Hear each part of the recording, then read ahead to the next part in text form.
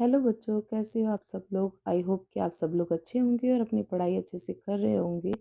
तो बच्चों, अब तक हमने एसएसटी से रिलेटेड 2 चैप्टर कर लिए हैं और आज हम करने वाले हैं इकोनॉमिक्स का चैप्टर नंबर 3, जिसका नाम है पॉवर्टी एज अ चैलेंज। आपको पहले वाले 2 वीडियोस कैसे लगे, प्लीज़ मुझे कमेंट सेक्शन में ज़रूर बताना। तो चलिए शुरू करते हैं आज का ये चैप्टर। पहले हम ये देख लेते हैं कि इस चैप्टर में हम क्या पढ़ने वाले हैं।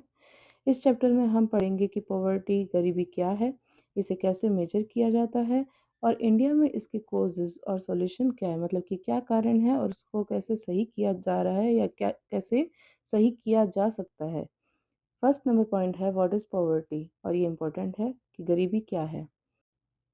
कॉमन लैंग्वेज में पॉवर्टी का मतलब है लैक ऑफ बेसिक नेसेसिटीज़, यानी कि आपकी जो रोज़ाना की ज़रूरत है अगर आप वो पूरा नहीं कर पा रहे हैं तो आप गरीब होंगे।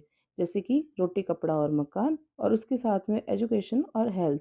एजुकेशन भी आपके लिए ज़रूरी है। अगर आप अपनी बेसिक एजुकेशन भी पूरी नहीं कर पा रहे हैं, जैसे कि 8 तक की पढ़ाई भी अगर आप पूरी नहीं कर पा रहे हैं, इसका मतलब कि आप गरीब हैं। अगर आप अपनी हेल्थ फैसिलिटीज़ आपके पास में नहीं है, बेसिक अगर आपके पास में हेल्थ फैसिलिटीज़ नहीं है, अगर आप थोड़े बहुत बीमार हुए हो और अगर आप डॉक्टर के पास नहीं जा पा रहे हो, तो आप पुअर कैटेगरी में आएंगे। तो 2 केसेस ऑफ पॉवर्टी होती है नॉर्मली। एक होती है अर्बन पॉवर्टी और एक होती है रूरल पॉवर्टी। अर्बन एरिया कौन सा होता है? शहर वाला एरिया। तो शहर में पुअर लोग कौन होंगे? शहरों में रहने वाले लोगों में एग्जाम्पल है डेली वेज लेबर्स, जिनको रोजाना की मजदूरी मिलती है, और रिक्शा पुलर्स। देखो होता क्या है, शहरों के अंदर अगर मजदूर है या रिक्शा पुलर्स है, ये क्या करते हैं, रोजाना कमाएंगे और रोजाना ही खर्च करेंगे। तो इस वजह से ये पुअर कैटेगरी में आने के इनके ज़्यादातर चांसेस रहते हैं। नेक्स्ट है रूरल पॉवर्टी, यानी कि गाँवों के अंदर, विलेजेस के अंदर आपको पुअर लोग कौन मिलेंगे? गाँवों के लोग जिनके पास अपनी ज़मीन नहीं होती।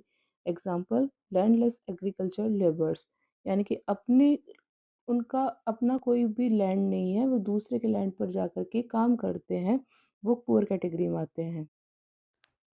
नेक्स्ट है poverty as seen by social scientist, कि सोशल साइंटिस्ट जो है वो पॉवर्टी को कैसे देखते हैं। सोशल साइंटिस्ट सिर्फ इनकम नहीं देखते, वो 2 इम्पोर्टेंट फैक्टर्स और देखते हैं। कौन कौन से? एक तो है सोशल एक्सक्लूजन, यानी कि कास्ट सिस्टम की वजह से अगर किसी के साथ में भी डिस्क्रिमिनेशन हो रहा है, उन्हें फैसिलिटीज़ नहीं प्रोवाइड करवाई जा रही सोसाइटी के अंदर, या सोसाइटी से उन्हें अलग कर दिया जाता है, तो उन लोगों के गरीब होने के चांसेस ज़्यादा होते हैं। वनरेबिलिटी, वनरेबिलिटी का मतलब होता है असुरक्षित लोग। ये लोग कौन होंगे? वो लोग जो किसी भी डिजास्टर, फ्लड, अर्थक्वेक या मुश्किल वक्त में सबसे पहले अफेक्ट होते हैं। यानी कि अगर हम देखें तो नॉर्मली हमें यही देखने को मिलता है कि कोई भी अगर एपिडेमिक आया है या फिर कोई डिजास्टर आया है, तो सबसे पहले गरीब लोगों के ऊपर इसका असर ज़्यादा होता है, अमीर इंसान के ऊपर इसका असर कम होता है। पॉवर्टी लाइन, नॉर्मली पॉवर्टी को मेजर करने के लिए एक लाइन डिसाइड की जाती है कि इस लाइन से ऊपर वाले जो लोग होंगे वो पुअर कैटेगरी में नहीं आएंगे और इससे नीचे वाले लोग जो होंगे वो पुअर कैटेगरी में आएंगे। इंडिया में शहरों की बात अगर की जाए तो शहरों के लिए एक मेजरमेंट डिसाइड किया गया पॉवर्टी लाइन का, कि हर फैमिली के अंदर पर पर्सन अगर 1000 रुपये कमाए जा रहे हैं या उससे ऊपर के लोग हैं, तो फिर वो पुअर कैटेगरी में नहीं आएंगे। अगर 1000 से कम कमाया जा रहा है तो वो पुअर कैटेगरी के अंदर आएगा। इंडिया में पॉवर्टी मेजर करने के लिए पॉवर्टी लाइन बनाई गई है। फर्स्ट है इनकम मेथड, कि गरीबी को चेक करने के लिए कौन कौन से मेथड होते हैं। फर्स्ट है इनकम मेथड। अगर किसी की इनकम एक फिक्स लेवल से कम है तो वो बीपीएल, यानी कि बिलो पॉवर्टी लाइन है। तो जो ऊपर वाली साइड में है वो कौन सा होगा? वो जाएगा अबव पॉवर्टी लाइन, यानी कि एपीएल। ठीक है। आपने अगर देखा होगा तो राशन कार्ड्स देखे होंगे आपने, अपने घर के अंदर भी देखा होगा, तो आपको पता चल जाए कि आप एपीएल है या फिर बीपीएल है। ठीक है। कैलोरीज रिक्वायरमेंट, यानी कि आपको डेली कितनी कैलोरीज की नीड होती है, अगर आप उसको पूरा कर पाते हैं तो आप पुअर नहीं हैं, अगर आप उसको पूरा नहीं कर पाते हैं तो आप पुअर हैं। रूरल एरियाज़ में बात की जाए तो डिसाइड किया गया है कि 2400 कैलोरीज पर पर्सन पर डे मिलना चाहिए। अर्बन एरियाज़ में 2100 कैलोरीज पर पर्सन पर डे मिलना चाहिए। अब ये डिफरेंस क्यों है? कि रूरल एरियाज़ में तो ज़्यादा कैलोरी की ज़रूरत है और अर्बन एरियाज़ में कम कैलोरीज़ की ज़रूरत है। क्यों? क्योंकि रूरल एरियाज़ में आपको फ़िज़िकल वर्क ज़्यादा करना पड़ता है, फ़िज़िकल मेहनत की वजह से आपको ज़्यादा कैलोरी की ज़रूरत पड़ती है।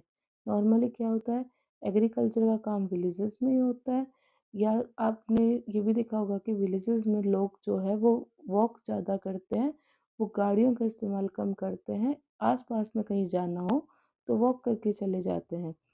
नॉर्मली मशीन्स का ज़्यादा यूज़ नहीं किया जाता है। वहीं अगर शहरों की बात की जाए तो शहरों में ऑफ़िस वर्क ज़्यादा होता है, बैठे-बैठे काम करना पड़ता है, इसी वजह से वहाँ पे कैलोरीज़ की ज़्यादा ज़रूरत नहीं होती। अब देख लेते हैं poverty estimates and interstate disparities, यानी कि पॉवर्टी कहाँ पे कितनी है और अलग-अलग स्टेट्स के बीच में क्या हमें डिफरेंस देखने को मिलते हैं। इंडिया में पॉवर्टी कम तो हुई है, लेकिन हर स्टेट में सिचुएशन सेम नहीं है। वही बात है कि अगर आप एवरेज निकालते हो तो आप एवरेज पूरी कंट्री का तो निकाल लेते हो, लेकिन उससे आपको ये पता नहीं चलता है कि कौन से स्टेट में तो पॉवर्टी कम हुई है और कौन से स्टेट में पॉवर्टी बढ़ी है। इससे आपको पर्टिकुलर किसी स्टेट के बारे में पता नहीं चलता है। हाई पॉवर्टी स्टेट्स, यानी कि कहाँ पे पॉवर्टी बढ़ी है, एक तो है बिहार और एक है उड़ीसा। ये सबसे गरीब स्टेट्स हैं हमारे इंडिया के अंदर, और इसके अंदर आपको सिर्फ विलेजेस के अंदर ही पॉवर्टी नहीं देखने को मिलेगी, आपको यहाँ पे अर्बन एरियाज़ के अंदर भी पॉवर्टी देखने को मिलेगी। यानी कि ऐसे स्टेट्स जहाँ पे आपको विलेजेस और अर्बन एरियाज़ दोनों के अंदर पॉवर्टी देखने को मिले, तो वो कौन से हैं? बिहार और उड़ीसा। और ये इम्पोर्टेंट क्वेश्चन बनता है, ध्यान रखिएगा। नेक्स्ट है सक्सेस स्टेट्स, यानी कि कहाँ पे पॉवर्टी कम हुई है। पहला आता है पंजाब और हरियाणा। पंजाब और हरियाणा में पॉवर्टी कम क्यों हुई है? क्योंकि वहाँ पे ग्रीन रिवॉल्यूशन अपनाया गया था। ग्रीन रिवॉल्यूशन आपको याद होगा 3 जगह पे अपनाया गया था। सबसे पहले पंजाब, फिर हरियाणा और एक वेस्टर्न उत्तर प्रदेश, ठीक है? यहाँ पे ग्रीन रिवॉल्यूशन को अपनाया गया था। कब हुआ था? 1960 के अंदर। केरला, केरला में भी पॉवर्टी लाइन कम होती जा रही है। रीज़न वही human resources development. Human resource development का मतलब हो गया कि वहाँ पे लिटरेसी रेट ज़्यादा है और उसके अलावा आईएमआर जो है वो बहुत कम है, क्योंकि वहाँ पे हेल्थ फैसिलिटीज़ पे भी ध्यान दिया जा रहा है। नेक्स्ट है वेस्ट बंगाल, क्योंकि वहाँ पे लैंड रिफॉर्म्स किए गए हैं। अब बात आती है ग्लोबल पॉवर्टी सिनेरियो की। वर्ल्ड बैंक के हिसाब से अगर कोई 1.90 डॉलर के करीब पर डे से कम कमा रहा है तो वो गरीब है। यानी कि अगर कोई इंसान 1.90 डॉलर से भी कम कमा रहा है तो वो गरीब माना जाएगा। चाइना ने अपनी पॉवर्टी बहुत फास्ट कम की है due to massive investment in education and industries. वही बात कि उन्होंने अपने ह्यूमन रिसोर्सेज पे ध्यान दिया है, और वो कैसे? उनके एजुकेशन पे ध्यान दिया है, वहाँ पे वो बहुत ज़्यादा इंडस्ट्रीज़ लगा रहे हैं, और उसके अलावा भी उन्होंने वहाँ के लोगों के उन्होंने वहाँ के लोगों के स्किल्स पे भी ध्यान दिया है और हेल्थ पे भी ध्यान दिया है। एक क्वेश्चन आता है कि वर्ल्ड में सबसे ज़्यादा गरीब लोग आपको कहाँ पे देखने को मिलेंगे? तो वो मिलेंगे आपको इंडिया के अंदर, ठीक है? नेक्स्ट, कॉजेज़ ऑफ पॉवर्टी, गरीबी के कारण। फर्स्ट है हिस्टोरिकल रीज़न। ब्रिटिश रूल के टाइम पर इंडियन इंडस्ट्रीज़ लाइक टेक्सटाइल को डिस्ट्रॉय कर दिया गया। देखो, ब्रिटिशर्स जब हमारे यहाँ पे आए थे तो उन्होंने हमारे देश को बहुत ज़्यादा लूटा था। उसके बाद में हमारे देश को एकदम गरीब करके वो यहाँ से चले गए थे, तो सबसे बड़ा रीज़न तो ये भी आता है। नेक्स्ट है हाई पॉपुलेशन ग्रोथ। जब भी पॉपुलेशन बढ़ेगी तो उस देश के गरीब होने के चांसेस ज़्यादा बढ़ेंगे, अगर वहाँ की पॉपुलेशन की एजुकेशन और हेल्थ पे ध्यान नहीं दिया जाएगा तो। पॉपुलेशन बढ़ती है, पॉपुलेशन बढ़ रही है पर जॉब्स नहीं है, उसी की वजह से अनएम्प्लॉयमेंट बढ़ रही है, क्योंकि हमारे पास में इतनी जॉब्स नहीं है जितनी पॉपुलेशन है हमारी। अनइक्वल डिस्ट्रीब्यूशन ऑफ लैंड, कुछ लोगों के पास बहुत ज़मीन है और कुछ के पास बिल्कुल नहीं, इस वजह से भी गरीबी बढ़ती हुई जा रही है। सोशल कल्चरल फैक्टर्स, शादी या त्योहार पर दिखावे के लिए बहुत खर्चा करना, जिससे लोग कर्जे यानी डेब्ट में डूब जाते हैं।